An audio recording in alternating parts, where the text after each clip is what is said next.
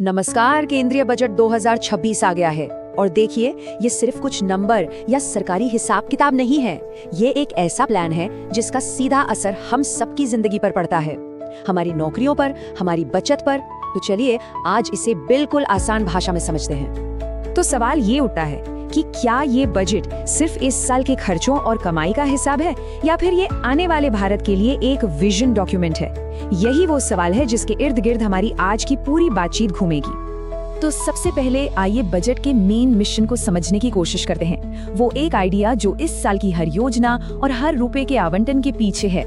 इस बजट का पूरा सार आप कह सकते हैं इन 3 बातों में छिपा है: ग्रोथ, इंक्लूजन और कैपेसिटी बिल्डिंग। मतलब अर्थव्यवस्था को रफ्तार देना, ये पक्का करना कि विकास का फायदा समाज के हर तबके तक पहुंचे और देश के भविष्य के लिए एक मजबूत बुनियाद तैयार करना। ठीक है, तो विजन तो बहुत बड़ा है, पर सवाल ये है कि इसे जमीन पर उतारा कैसे जाएगा। इसके लिए सरकार ने अपनी पूरी स्ट्रेटेजी को 5 मजबूत पिलर्स यानी स्तंभों पर खड़ा किया है। और ये हैं वो 5 स्तंभ। जरा देखिए ये सब कैसे एक दूसरे से जुड़े हुए हैं। सबसे पहले आता है आर्थिक विकास। जब इकोनॉमी बढ़ेगी तो उससे क्या होगा?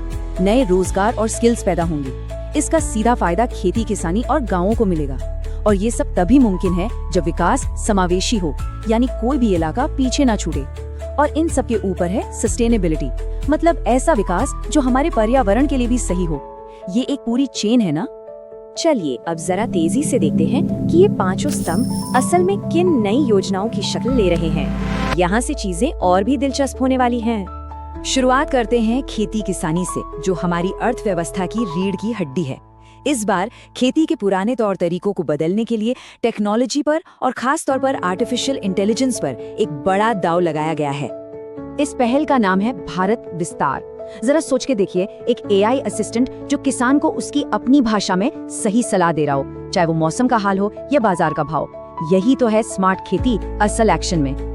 अब बात करते हैं इंफ्रास्ट्रक्चर की, मतलब सड़कें, पुल, पोर्ट्स।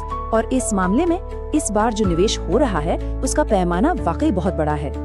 रकम है 12.2 लाख करोड़ रुपए। ये वो पैसा है जो सरकार पब्लिक इंफ्रास्ट्रक्चर पर खर्च करने जा रही है। आसान भाषा में कहें तो ये पैसा देश के लिए लॉन्ग टर्म एसेट्स बनाने में लगेगा। ये पिछले साल से एक बहुत बड़ी छलांग है जो दिखाता है कि भविष्य के भारत को बनाने पर कितना जोर है। हेल्थ केयर में भी फोकस सिर्फ नई बिल्डिंग्स बनाने पर नहीं है, बल्कि उनमें काम करने वाले लोगों को तैयार करने पर भी है। AHP एक्सपेंशन प्रोग्राम का एक ही मकसद है, ज्यादा से ज्यादा ट्रेन्ड और क्वालिफाइड हेल्थ प्रोफेशनल्स तैयार करना, टेक्नीशियंस से लेकर थेरेपिस्ट तक। और इस स्लाइड से पता चलता है कि बजट का असर कितना फैला हुआ है। एक तरफ यूनिवर्सिटी टाउनशिप हैं, जो पढ़ाई को सीधे इंडस्ट्री की जरूरतों से जुड़ेंगी। दूसरी तरफ शी मार्ट्स हैं, जो गांव में महिला उद्यमियों को एक नया प्लेटफॉर्म देंगी। और तो और टूरिज्म को बढ़ावा देने के लिए हमारे गाइडों को भी बेहतर ट्रेनिंग दी जाएगी। तो ठीक है, इतनी सारी योजनाएं हैं, इतना बड़ा निवेश है, लेकिन इन सबका असली मतलब क्या है? जमीन पर इसका क्या असर देखने को मिलेगा? तो फायदा किसे होगा? देखिए, किसानों के लिए इसका मतलब हो सकता है बेहतर और स्थिर आमदनी। युवाओं के लिए इसका मतलब है बेहतर कॉलेज और नौकरी के नए मौके। जो लोग दूर दराज के इलाकों में रहते हैं उनके लिए बेहतर सड़कें और स्वास्थ्य सुविधाएं। मतलब लक्ष्य बिल्कुल साफ है, एक ऐसा विकास जिसमें सबकी हिस्सेदारी हो। और ये एक लाइन इन सभी कोशिशों के पीछे के असली मकसद को कह सकते हैं बहुत खूबसूरती से बयां करती है। लक्ष्य सिर्फ इकोनॉमी को बढ़ाना नहीं है, बल्कि एक ऐसा मजबूत और आत्मनिर्भर भारत बनाना है जो लंबे समय तक टिका रहे। तो योजना तो बन गई है, पैसे का इंतजाम भी हो गया है, लेकिन अब आगे क्या? चलिए हमारे विश्लेषण के अंतिम और शायद सबसे अहम हिस्से पर चलते हैं। तो विजन सामने रख दिया गया है, पूरा का पूरा रोड मैप तैयार है, और हम इस चर्चा को यहीं इसी एक बड़े सवाल के साथ छोड़ते हैं। कागज पर ये योजनाएं बहुत शानदार और महत्वाकांक्षी दिखती हैं, लेकिन हम सब जानते हैं कि असली परीक्षा तो अमल की होती है, एग्जीक्यूशन की होती है। तो क्या क्रियान्वयन इस विजन के साथ न्याय कर पाएगा? खैर, इसका जवाब तो सिर्फ आने वाला वक्त ही देगा।